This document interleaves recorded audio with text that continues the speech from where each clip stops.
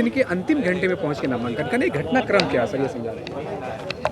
क्योंकि आप बतौर सिटिंग एमपी हैं। घटनाक्रम तो आपने खुद ही बता दिया। वो आधी प्रोसेस नहीं, आपके साथ हो रहा है। घटनाक्रम तो आपने खुद ही बता दिया कि आधी रात को फ़ोन आना और फिर दोपहर को नामिनेशन करना। अब मैं क्या बताऊंगा इसमें? सर क्या स्टेप बाय स्टेप आप बताएं कि कैसे शुरुआत हुई आज के नामांकन क्या? अरे इसमें क्या है, आज फ़ोन आया, हमसे कहा गया कि आप लड़िए। मैंने कहा लड़ूंगा। सुबह उठ करके पेपर तैयार किए, यहाँ आकर के दाखिला कर दिए। अब जाके जनता के सामने अपनी बात को बताएंगे, यही है। बसपा के सिंबल पर आपने सर नामांकन किया। यस। सर ये कह रहे हैं कि आप भी बसपा के सिटिंग एमपी हैं, पूर्व सांसद भी बसपा से थे, उनकी पत्नी ने पहले उनको टिकट मिला। आप इधर आप भी हैं सिटिंग एमपी के रूप में, इसे क्या देखते हैं कि क्या उनके साथ गलत हुआ या फिर धोखा हुआ, या क्या कहेंगे आप इस विषय में? ये तो आप नहीं आपसे कर नहीं, मैं इसके बारे में कुछ नहीं कर सकता। आप ये तो जिसका टिकट कटा है उससे पूछिए और जिसने टिकट दिया है उससे पूछिए। मैं नहीं कुछ कर रही इस पर। आप दोनों लोग जो हैं नहीं, एक ही पार्टी हमको कल रात के पहले हमको कुछ नहीं मालूम। और विश्वास करिए और कसम नहीं खानी चाहिए, क्योंकि मैं बिना कसम के भी बोलता हूँ, सही बोलता हूँ। कल रात को मैं जल्दी सोया, 5 बजे उठ के तैयार होने के लिए, बाहर जाने के लिए, और उसी में 12:30 बजे रात को हुई। उसके पहले मुझको कुछ नहीं मालूम क्या हो रहा है क्या नहीं हो रहा है। तब उनका टेलीफोन आया बहन जी का, माननीय बहन जी का, तो मैं उनका बहुत शुक्रगुजार हूँ कि एक बार मुझे मौका दिया था, फिर मुझे मौका दे रही हैं अपनी किस्मत आजमाने का। अगली बार सर आप गठबंधन से थे, इस बार स्पेशली आप बसपा से हैं टिकट पर। कितना आसान होगा इस बार, जो कि आपके पास कार का अनुभव भी है? किसी आसान होगा। आप लोग समझते हैं कि गठबंधन का ये 2 पार्टी मिल गई, नहीं, ऐसा है। इस बार मैंने काफ़ी काम किया है और काफ़ी लोगों से, पहले तो मैं किसी से नहीं मिला था, लेकिन इस बार मैं बहुत एक असेंबली में, एक सेक्टर में, एक गांव में गया हूँ, बहुत लोगों से मिला हूँ। तो कोई ज़रूरी थोड़ी है कि वही सपा बसपा के, हमारी बात को जो समझेगा, चाहे किसी भी पार्टी का होगा, वो देगा मुझे वोट। 5 साल के कार्य अनुभव के आधार पर देखा जाए तो कितना मार्जिन आप मानते हैं वोटों को जीतने के लिए? अपने कार्य से अगर आप संतुष्ट हैं तो कितने वोटों से जीतने के वोट सर? मैं अपने कार्य से ज़रूरत से ज़्यादा संतुष्ट हूँ। आप इसको देख लीजिए कि 2 साल के पैसे में मैंने क्या किया। मैंने वो काम किया है एमपी लैड फंड के अलावा।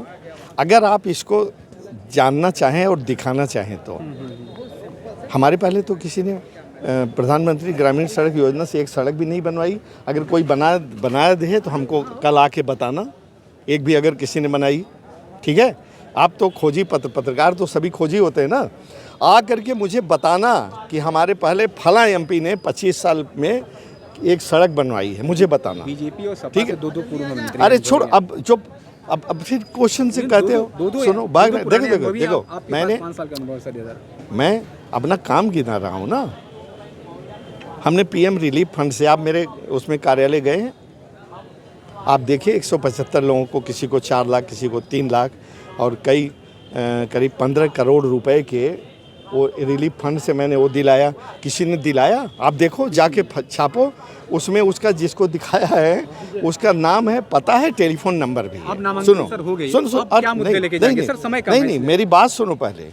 अब आप बीच में काट करके अपने मुद्दे पर आ जाते हो। अभी तो मुझे टाइम दो, मैं बताऊं मैंने कितना खेल कूद का काम किया। शूटिंग रेंज बनवाया, मलखम बनाया, नया गेम है लड़कों के लिए, एशियन गेम्स तक है। मैंने स्केटिंग रिंग बनवाई, मैंने बॉक्सिंग रिंग बनवाई जिसमें हिंदुस्तान के लड़के ओलंपिक तक मेडल ले रहे हैं। आपने देखा? जाइए देखिए टीडी कॉलेज के पीछे। अगर जो नहीं देखा, जो नहीं जानता, तो उसको मैं क्या कहूँगा? आप समझ रहे नहीं? मैंने सारे स्टेशन पर इतना सुविधा दी, ट्राली दी और कुर्सी दी। रामघाट पिलकिछा पर सेट बनवाया। मैंने 5 एम्बुलेंस दिया। 6वीं ambulance, high ALS ambulance medical college को दिया। मेडिकल कॉलेज से पूछिएगा, 40 लाख रुपए की, समझ रहे नहीं? और बहुत काम किया, मैं तो खुद भूल जाता हूँ। आपकी बात मैं कर रहा हूँ। हाँ। जब प्रेस वार्ता करते तो कहते तो कि हम जौनपुर जो शहर जो है क्रॉसिंग से घिरा हुआ है रेलवे लाइन से, उस पर ओवर ब्रिज बनाने के आपने प्रस्ताव किया, आपने बहुत ज़्यादा काम हाँ। किया। इस पर सर ग्राउंड को दिखा नहीं, वो जनता को जान से छुटकारा नहीं मिला। मिलेगा। हर सांसद का एक औकात होता है और मैं अपनी औकात से ज़्यादा दौड़ा। मछली शहर का ये मड़ियाहू का फ्लाईओवर बंद पड़ा था, मैंने कहा। आपका मेडिकल कॉलेज बंद पड़ा था, आप सुनिए, मैंने 3 बार कहा और मैंने भोजपुरी में भी बोला और बड़ी सरकार की खिंचाई की कि वहाँ शाम होते ही सीआर सब हुआ करने लगते हैं।